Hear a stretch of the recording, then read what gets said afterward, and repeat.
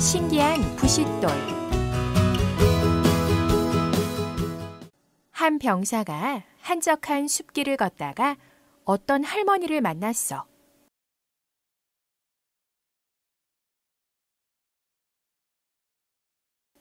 할머니가 말했지.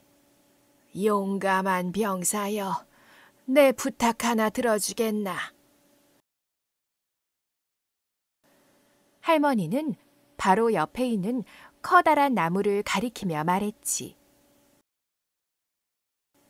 이 나무 구멍 아래로 들어가면 긴 복도가 있다네.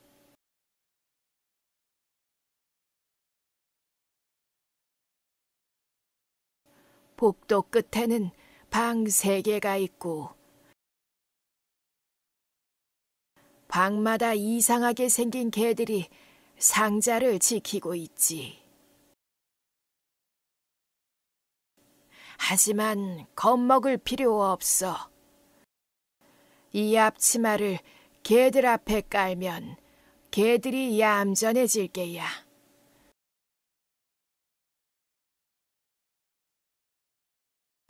상자 안에 있는 것은 다 가져도 돼.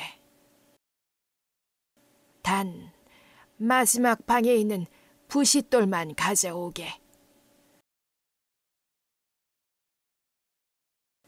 할머니는 병사의 몸에 밧줄을 묶고 앞치마를 주었어.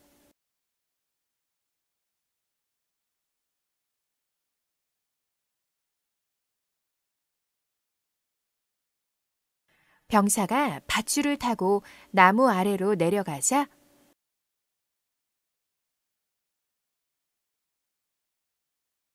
정말 긴 복도가 나왔어. 복도 끝 첫 번째 방을 열고 들어가자 눈이 그릇만큼 큰 개가 상자를 지키고 있었지.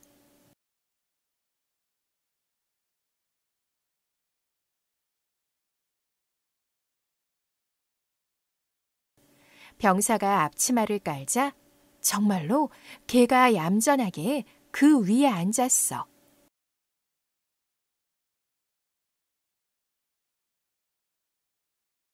상자 안에는 동전이 가득 들어 있었지. 병사는 가방에 동전을 담았어.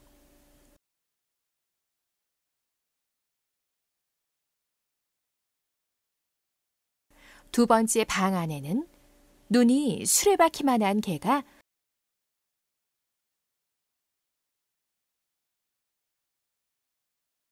상자를 지키고 있었어.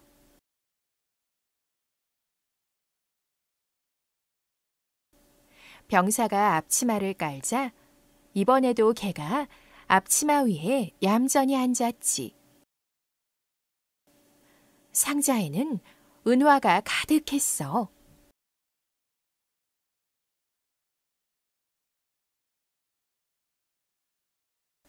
병사는 가방에 동전을 꺼내고 대신 은화로 채웠어.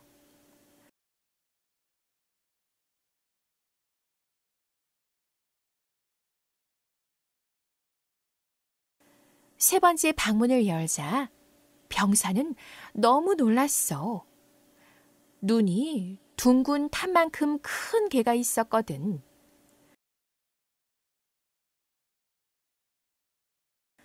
개는 상자 위에 앉아 병사를 무섭게 노려보았지.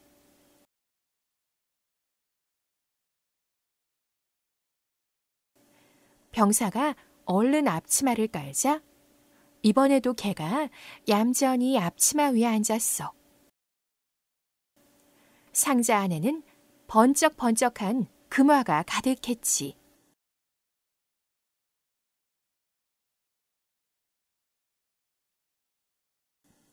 병사는 가방에 있던 은화를 쏟고 금화를 담았어.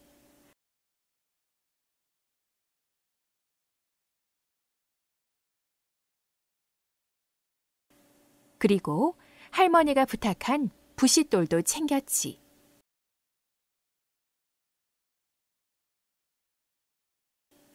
할머니는 밧줄을 당겨 병사를 올리고는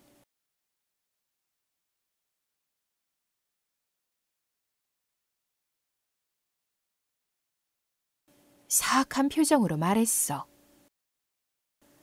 이제 내 할 일은 다 했으니 널 없애버리겠다. 사실 할머니는 못된 마녀였던 거야. 병사는 잽싸게 할머니를 쓰러뜨리고 부싯돌을 쥔 채 도망쳤지.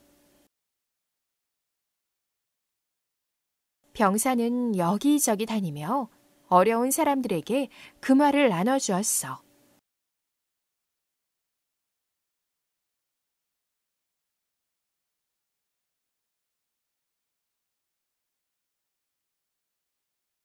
그러던 어느 날, 한 마을에서 높은 성을 보고는 지나가던 사람에게 물었지.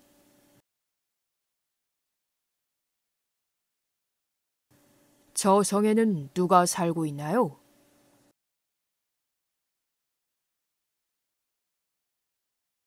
아름다운 공주님이 계시죠. 전에 마녀가 공주님이 평범한 병사와 결혼할 거라고 했어요. 그 말에 왕께서 공주님을 저 성에 가두었답니다.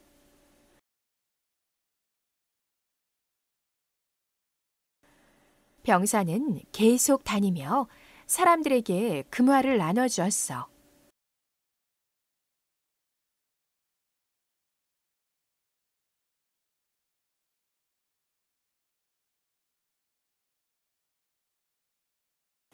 시간이 지나 추운 겨울이 되었고 금화도 바닥났지.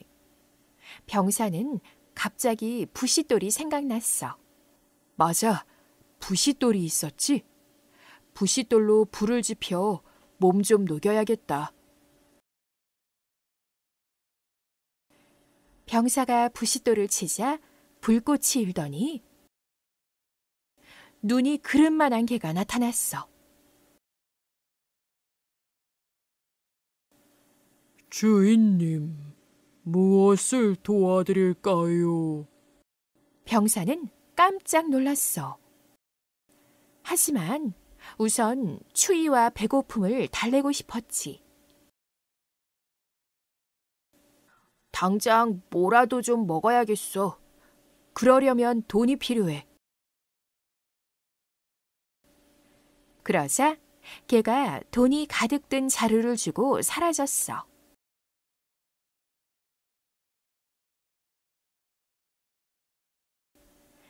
병사는 신기해서 다시 부싯돌을 탁탁 쳤어. 이번엔 눈이 수레바퀴만한 개가 나타났어. 주인님, 무엇을 도와드릴까요? 병사는 문득 전에 들었던 공주 이야기가 생각났어. 높은 성에 갇혀있는 공주님을 만나고 싶어. 걔는 쏜살같이 달려가 잠들어 있던 공주를 데려왔어.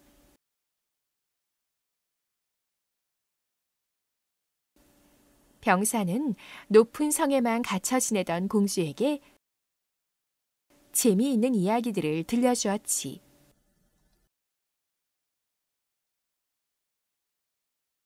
다음 날 공주는 왕과 왕비에게 간밤의 일을 이야기했어.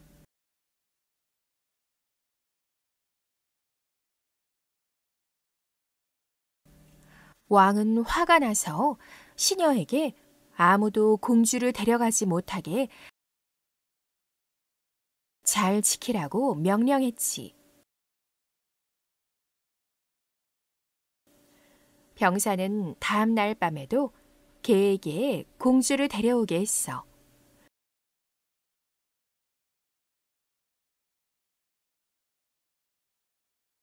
공주의 방을 지키던 시녀는 개가 공주를 데려가는 걸 보고 뒤따라갔지.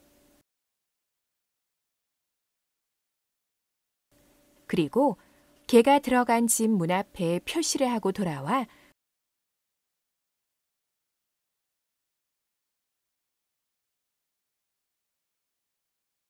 왕과 왕비에게 알렸어.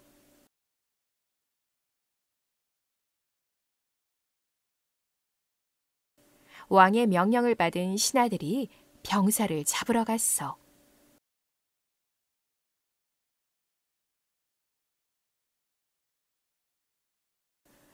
그런데 어찌 된 일인지 집집마다 문 앞에 똑같은 표시가 되어 있는 거야.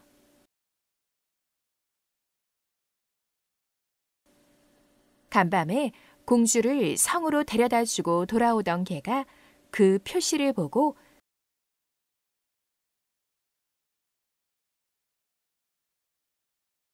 다른 집의 문 앞에도 모두 똑같은 표시를 해두었던 것이.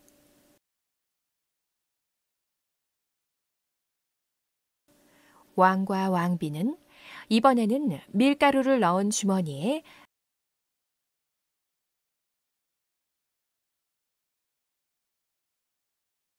작은 구멍을 뚫어 공주의 옷에 매달았어.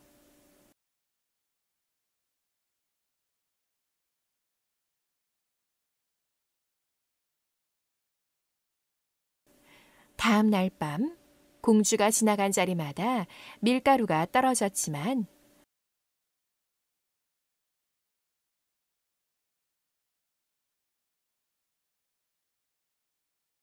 개는 그것을 알지 못했어.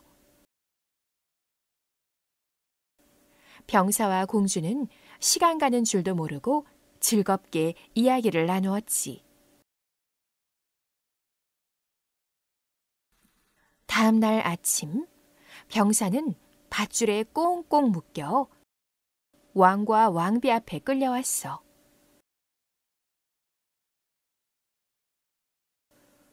감히 공주를 몰래 데려가다니. 저자를 당장 처형하라. 병사는 재빨리 부싯돌을 꺼내 탁탁탁 쳤어. 그러자 눈이 둥근 탄만한 개가 나타났어. 사람들은 이상하고 사납게 생긴 개를 보고 깜짝 놀랐지. 어서 나 좀 살려줘. 병사의 말에 개는 날카로운 이빨로 병사를 묶은 밧줄을 끊었어.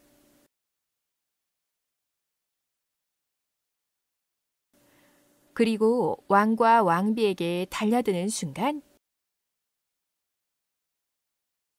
공주가 다급하게 외쳤지. 안 돼요. 저희 부모님을 살려주세요. 그래, 왕과 왕비를 해치지 마. 병사의 말에 개는 그대로 멈추었어. 왕과 왕비는 놀란 가슴을 쓸어내렸어. 어느새 서로를 사랑하게 된 병사와 공주는 왕과 왕비에게 결혼을 허락해달라고 부탁했어. 왕과 왕비도 그제야 마음을 열고 병사와 공주의 결혼을 허락했지.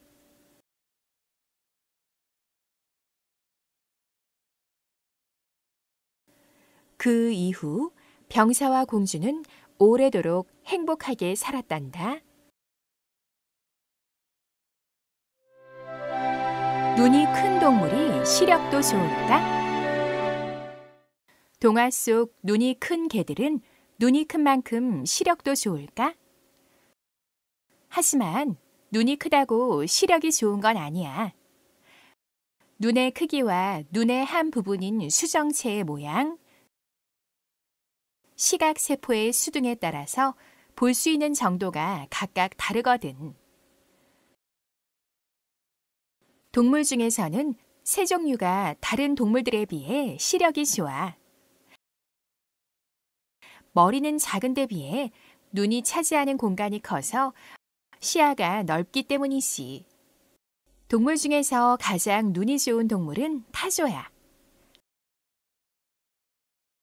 사람의 가장 좋은 시력을 2.0이라고 하면 타조의 시력은 25.0 정도란다.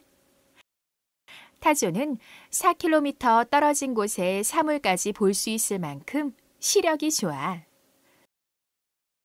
타조는 눈 크기도 무척 커서 밖으로 드러난 눈 크기만 5cm에 이른단다.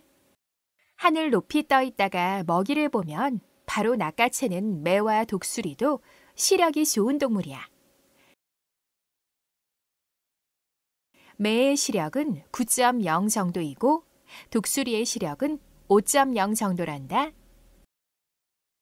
매의 눈이 좋은 것은 눈에서 물체의 상이 맺히는 황반이라는 부분에 시각세포가 집중적으로 분포되어 있기 때문이야. 매의 황반에는 사람보다 5배나 더 많은 시각세포가 퍼져 있어.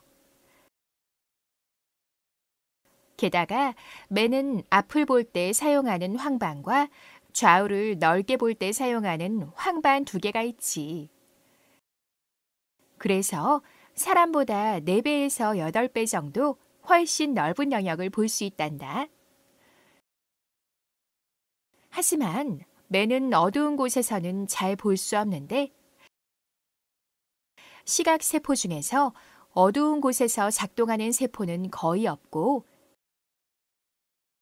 밝은 곳에서 작동하는 세포만 많기 때문이야. 밤에 활동하는 야행성 동물들은 주변의 흐릿한 빛을 최대한 많이 모아야 하기 때문에 대체로 눈이 아주 크지. 눈이 무척 큰 안경 원숭이는 깜깜한 밤에도 잘 볼 수 있고 후각도 발달해서 작은 먹잇감도 놓치지 않고 쉽게 잡는단다. 개는 얼마나 눈이 좋을까? 동물마다 시력이 다르다고 했어. 그럼 동화 속에 등장하는 동물인 개의 시력은 실제로 어느 정도일까? 동물의 눈에 있는 시각세포 중에서 원추세포는 밝은 빛을 감지하고 색깔을 구분하게 해주는 세포야. 그리고 간상세포는 어두운 곳에서 흐릿한 빛을 감지하게 해주는 세포지. 사람이 3종류의 원추세포를 가지고 있는 데 비해서 개는 2종류의 원추세포만 가지고 있단다. 따라서 개는 시력이 좋지 않고 먼 거리의 물체는 거의 볼 수 없지. 잘 볼 수 있는 거리가 기껏해야 5m 정도야. 100m 정도 떨어지면 주인의 얼굴도 알아보지 못한단다. 사람의 기준으로 개의 시력을 측정한다면 0.2쯤 된다고 생각하면 돼. 또 개는 붉은색과 초록색을 구분하지 못하고 다른 색들도 흐릿하게 봐. 하지만 눈으로 볼 수 있는 범위, 즉 시야는 사람보다 넓어. 사람의 시야가 160에서 180도 정도라면 개는 200에서 300도 정도로 훨씬 넓지. 또 움직임을 금방 알아차리고 반응하기 때문에 100m쯤 떨어진 곳에서 일어나는 작은 움직임까지 금방 알아챌 수 있단다. 그런데 개의 종류에 따라 시력이 조금씩 다르긴 해. 어떤 종류는 물체를 더 또렷하게 보기도 하고 어떤 종류는 색깔에 더 민감하게 반응해. 아프간 하운드, 보르조이, 아이리시 울프 하운드, 살루키, 그레이 하운드는 시력이 좋은 편이야. shepherd나 로트와일러는 시력이 아주 안 좋단다. 개는 시각보다 후각이나 청각이 훨씬 더 발달해서 냄새를 잘 맡을 뿐 아니라 초음파도 감지할 만큼 소리도 잘 들어. 또 어두운 곳에서는 사람보다 잘 볼 수 있단다.